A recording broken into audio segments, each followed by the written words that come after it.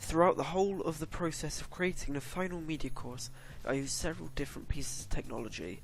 These helped me to produce my short film and also create the ancillaries. Starting with the research, the main piece of technology I used is my blog website, Weebly. This website allowed me to create posts all the way throughout the production, as I could document everything I was doing. These ranged from just watching short films to going into detail and picking out different aspects for the short films and writing up about the lighting, characters and costumes, for example. The websites I used the most during research would have to be Google. This is because it allows me to search for precise results. It is also the default search engine on my computer. I also use several other websites such as www.shortoftheweek.com and Vimeo, to name two.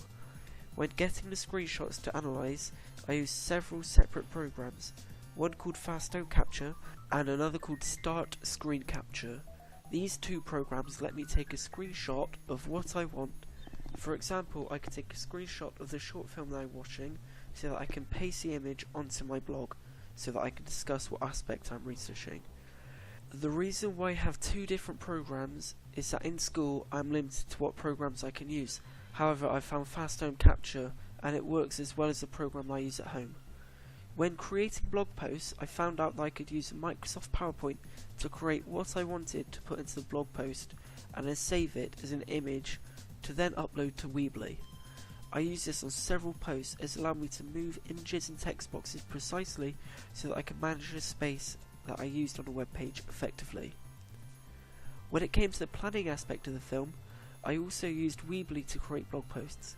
This is because of this pure simplicity and the fact that I could use Weebly outside of school and all of my blog posts will be in the same place at one point. I also used a website called SurveyMonkey. This website allowed me to create an online survey and send it off to the internet. After finishing the survey, I'd emailed it to my entire school year, so the amount of feedback I got on the survey was actually quite high. When creating the script for my short film, I used Microsoft Word. This was just because it was easier to format the text, as there is already a template that I can incorporate into my work. After creating the script, I simply copied and pasted the text onto a blog post on Weebly. I could not have created the script on Weebly, however, as the formatting would have been very difficult to get right. There are also no templates I could have used to incorporate into my work, so it could give my script a proper professional look. When actually shooting my short film, I used several different pieces of technology.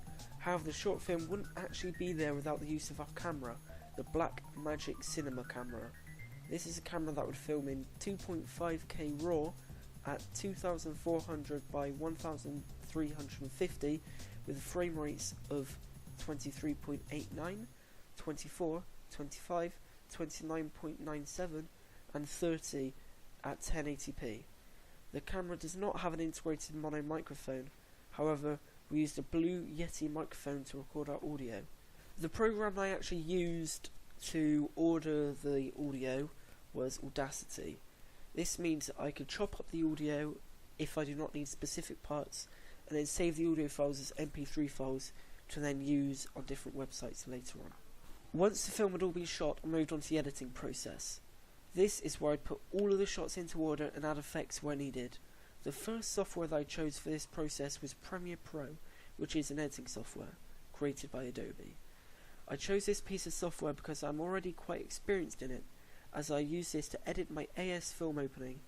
Another reason to be using Premiere Pro is that it has the ability to export XML formats. This means that I could export a Final Cut into Premiere Pro, then open it in another piece of software, my color grading program. There is also several different features that are unique to Premiere Pro. For example, I could use a fade, time-lapse and a frame hold. This meant that the quality of the short film would increase, as the overall short film would look better. Once I'd finished putting my scenes together, I exported an XML file and took the edit into Resolve, which is the color grading software I mentioned earlier. This is made by Blackmagic. It was here where I began to change the look of the film.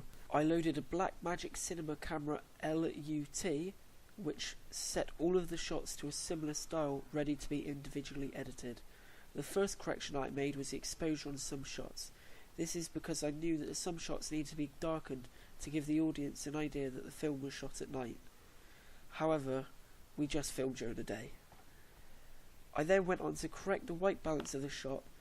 When planning the film, we had decided that we wanted certain scenes to look warmer than others to create a sense of joy and happiness. When correcting a white balance, I refer to a live histogram that Resolve provides for you. Another use of technologies is shown in the making of the ancillaries. I had to research, so I undertook some of the same methods of research as I undertook when creating the short film. Therefore, I used Google to search for film posters. However, I used PowerPoint to create the template for the poster. I then moved on to Adobe Photoshop to actually create the film poster. I used Photoshop as it was the best choice for me, as I've used Photoshop before in my art photography and my media last year, and I believe that I can use it effectively. When evaluating my piece, I would use YouTube to actually watch my short film, as YouTube is a website that I can upload a video and access from wherever I want. This means I can watch it at home or in school. I would also use Audacity to record the voiceover of 3 questions, as I am doing now, where I just use a standard microphone. I will also use Google to download pictures to use for when I use Moavi Video Editor to piece together the audio and video at one time. This means I could have the whole of my evaluation in one place. As I can't just do a voiceover for all the questions, I'll use the website Prezi. This means I can create a sort of presentation online, which is quite similar to Microsoft PowerPoint, but has different features. However, I can also embed this into my blog on the website Weebly.